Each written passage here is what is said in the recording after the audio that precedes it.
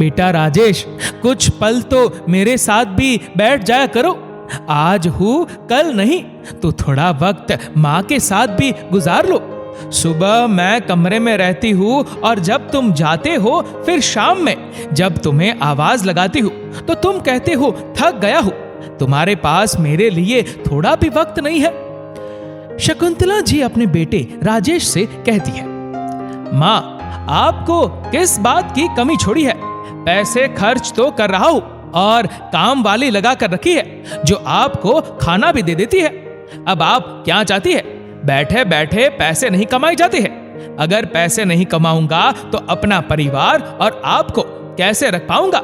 आप तो घर में बैठी रहती है, मैं और जानवी दिन रात मेहनत करते हैं। बेटा, माँ के लिए पैसे से बढ़कर उसका बेटा होता है। तुम मेरे प्यार को पैसों से मत तोलो। और घर में जो काम वाली रखी है वो बिल्कुल अच्छा खाना नहीं बनाती। खाने के वक्त तक रोटी इतनी कड़क हो जाती है कि दांतों से टूटती नहीं। काम वाली बदल लो या फिर बहू को बोलो मेरी रोटी में थोड़ी घी लगवा दिया करे। अब इस उम्र में 2 वक्त का खाना अगर नहीं खाऊंगी तो बीमार पड़ जाऊंगी, फिर तुम्हारा ही काम बढ़ जाएगा। माँ, आप तो घर में बैठी रहती है, अपने लिए 2 रोटी क्यों नहीं बना लेती है? जानवी ऑफिस जाती है, घर का काम आप खुद कर लिया करो। वो थक कर आएगी, फिर क्या करेगी? और हाँ, कल से आप बच्चों को बस स्टॉप तक छोड़ दिया कीजिए। मुझे बच्चों को छोड़कर आने में ऑफिस के लिए देरी हो जाती है। शकुंतला जी सोची, चलो ठीक है, बेटे की थोड़ी मदद हो जाएगी। इतना कहकर राजेश तो वहां से चला गया। तभी जानवी बोली, मम्मी जी, इस उम्र में घी की रोटी खाकर कितनी ताकत बढ़ाना चाहती है? बुढ़ापे में लोगों की इच्छाएं मर जाती है, पर आपकी इच्छा तो खत्म होने का नाम ही नहीं ले रही। कभी अपने से ऊपर अपने बच्चों को रखा कीजिए। सच कहते हैं लोग, बुढ़ापे में लोग सठिया जाते हैं। इतना कहकर जानवी वहां से चली गई। आए दिन जानवी ऐसी ही कड़वी बातें शकुंतला जी को कहती रहती थी, परंतु बेटे और पोते के मोह में शकुंतला जी मुस्कुराकर उसकी बातों को टाल दिया करती थी। एक सुबह बेटे बहू सबके लिए शकुंतला जी ने टिफिन बना दिया। ऑफिस से आने के बाद जानवी बोली, मम्मी जी, आप मेरा टिफिन थोड़ा ठीक से बनाया कीजिए। मुझे शर्म आती है सबके सामने खोलने में। कैसे गरीबों जैसा खाना बनाती है? मैं कमाती हूँ, आपकी बेटी की तरह कोई बेरोजगार नहीं हूं। बहू, क्या गरीब खाना नहीं खाते? एक तो मैं तुम्हारी मदद कर देती हूँ, ऊपर से तुम मुझे इतनी कड़वी बातें सुना रही हो। तो जानवी बोली, फिर आप घर में बैठकर करेंगी क्या?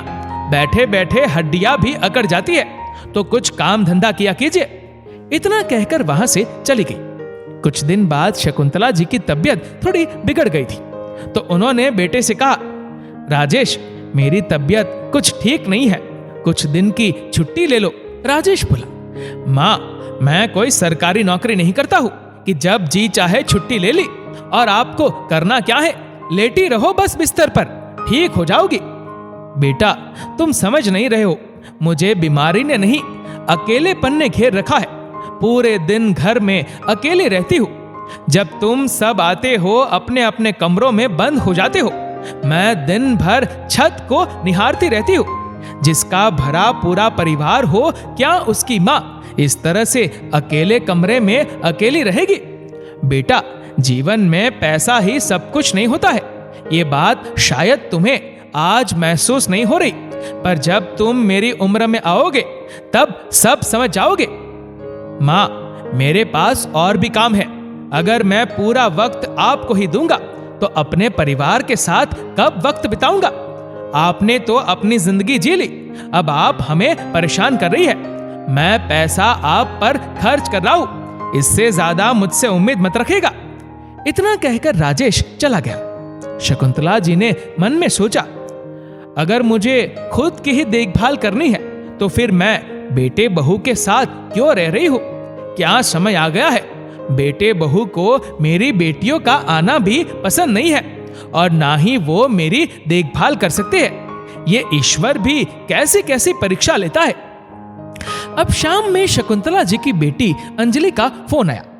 उन्होंने हालचाल पूछा तो माँ ने अपनी व्यथा सुनाई। फिर अंजलि बोली, माँ आप बस कोलू के बैल की तरह पीसती जा रही है। अपना पूरा जीवन आपने हम बच्चों को दे दिया, आज उनके पास आपके लिए फुर्सत नहीं है। सच कहते हैं लोग, पैसा अच्छे अच्छों को बदल देता है। बाद में अंजलि ने अपने भाई को फोन करके समझाया। फिर राजेश ने अपनी बहन को भी 4 बातें सुनाई। तुम्हें अगर माँ की इतनी ही चिंता है तो तुम अपने पास क्यों नहीं ले जाती हो? तुम तो ऐसे भी बेकार घर में बैठी रहती हो। मेरी पत्नी नौकरी करती है, आखिर वो क्या क्या करेगी? भाई आप अच्छी तरह से जानते हैं माँ आपको छोड़कर जाना नहीं चाहती। जिस रोज इस मोह माया से वो ऊपर उठ जाएगी उसकी जिंदगी बदल जाएगी, पर न जाने वो दिन कब आएगा। इतना कहकर अंजलि ने फोन रख दिया। भाई और भाभी की इन्हीं कड़वी बातों के कारण अंजलि मायके नहीं आती थी, क्योंकि वो बर्दाश्त भी कर ले पर पति और बच्चों को क्या कहेगी। हर किसी का सामना एक औरत को ही क्यों करना पड़ता है, और मायके का आत्मसम्मान भी तो बचाकर रखना था। इसलिए वो 3-4 महीने में एक बार सुबह जाती और माँ से मिलकर वापस लौट आती थी। राजेश जब ऑफिस से लौट कर आया तो उस दिन घर में काफी झगड़ा हुआ। बेचारी शकुंतला जी बेबस होकर बस चुपचाप देख रही थी, और करती भी क्या, जिस बेटे को इतने लाड़ प्यार से पाला आज माँ के साथ वो ऐसा व्यवहार कर रहा है। फिर जानवी बोली, मैं पढ़े लिखे घर से आई हूं, मैं सेवा सुश्रुता तो कर नहीं सकती। पूरे दिन घर में बैठकर रोटियां तोड़ती है, फिर बच्चों से ज्यादा आपको भूख लग जाती है। नौकरी करने के बाद भी और आप पर कितने पैसे खर्च करने के बाद भी मुझे एक पल का भी आराम नहीं मिलता। उस दिन के बाद गुस्से में जानवी ने अपने बच्चों को भी शकुंतला जी के पास जाने से मना कर दिया। बेटे बहू का व्यवहार तो फिर भी वो बर्दाश्त कर लेती थी, परंतु बच्चों का अलगाव उन्हें बर्दाश्त नहीं हुआ। एक दिन वो जानवी से बोली, बहू सर्दी आ गई है, मेरा कंबल बहुत गंदा है, उसमें ठंड लगती है, इसे साफ करवा दो। तो जानवी बोली, मम्मी जी आपको क्या लगता है पैसे पेड़ पर फलते हैं? आपकी डिमांड तो खत्म ही नहीं हो रही है।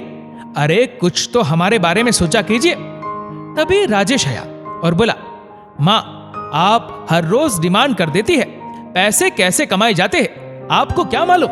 पापा चले गए और मेरे लिए मुसीबत छोड़ गए हैं। उस दिन शकुंतला जी का सब्र का बांध टूट गया और वो बोली, मैं तुम पर बोझ बन गई हूं। तुम्हारे पिता जाने के बाद भी मेरे खाने पीने की व्यवस्था वो कर गए हैं, ये तुम्हें अच्छी तरह से मालूम है। और तुम दोनों को मेरा साथ रहना इतना खलता है तो इस घर में क्यों रहते हो? सही कहा है लोगों ने, माँ का जी गाय का और पूत का जी कसाई का होता है। फिर जानवी बोली, इसी घर के हम 2 हिस्से कर देते हैं, आप अपना खर्चा देख लीजिए और हम अपना देख लेंगे। शकुंतला जी बोली, ये घर मेरा है और इस घर पर तुम लोगों का कोई अधिकार नहीं है। तुम्हें क्या लगता है माँ पर कुछ पैसे खर्च कर देने से तुम्हारी जिम्मेदारी खत्म हो गई? अरे पैसे खर्च करके भी अगर अकेले रहना है तो क्यों ना मैं अपने लिए नौकर चाकर रख लूं, आखिर वो भी रोटी बनाकर मुझे खिला ही देंगे। बेटी बहू आश्चर्य से शकुंतला जी को देख रहे थे। फिर शकुंतला जी बोली, माँ बच्चे को दुलार प्यार के साथ सबक भी सिखाती है, याद रखना। 1 महीने का वक्त दे रही हूं, मेरे घर को खाली कर दो। अब मैं किराएदार रखूंगी, कम से कम 2 बातें करने वाले तो कोई होंगे। इतना पैसा तो आ ही जाएगा कि मैं दोनों टाइम के लिए नौकर रख लूंगी। राजेश ने पहले आनाकानी की, फिर शकुंतला जी ने पुलिस की धमकी दी, फिर उसे उस घर को खाली करना ही पड़ा। आस पड़ोस के लोगों ने बहुत सारी बातें बनाई। फिर शकुंतला जी बोली, आप लोग तो बातें बनाएंगे पर भुगतना तो मुझे पड़ता था। एक माँ बच्चे को जब प्यार दे सकती है तो उसे सबक भी सिखा सकती है। आखिरकार मेरा सब कुछ मेरे बच्चों का ही होगा, तो जब तक मैं जिंदा हूं मैं अपना इंतजाम कर लूंगी। अब अंजलि भी परिवार के साथ वक्त निकालकर माँ से मिलने आती थी। समय बीता, राजेश को भी एहसास हुआ फिर माँ से मिलने आया करता था। शकुंतला जी कहती, बस एक माँ को यही तो चाहिए कि बच्चे अपने जीवन का कुछ वक्त हमें दे दे, और कुछ नहीं चाहिए। दोस्तों, जब बच्चे बड़े हो जाते हैं और माँ बाप बुढ़ापे की दहलीज पर होते हैं तो बच्चे सोचते हैं कि माँ बाप कमजोर हो गए, पर वो ये भूल जाते हैं कि जो माँ बाप हमें प्यार और दुलार दे सकते हैं वो वक्त आने पर सबक भी सिखा सकते हैं। इस वीडियो को लेकर आपकी क्या राय है, हमें नीचे कमेंट करके जरूर बताएगा। और अगर आपको वीडियो अच्छा लगा हो तो इस वीडियो को लाइक करेगा, शेयर करेगा ज्यादा से ज्यादा लोगों तक, और ऐसे ही और भी इंस्पिरेशनल वीडियोस के लिए फॉलो करें हमारे पेज को।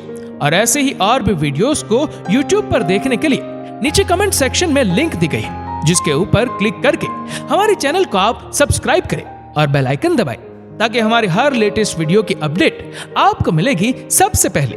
धन्यवाद।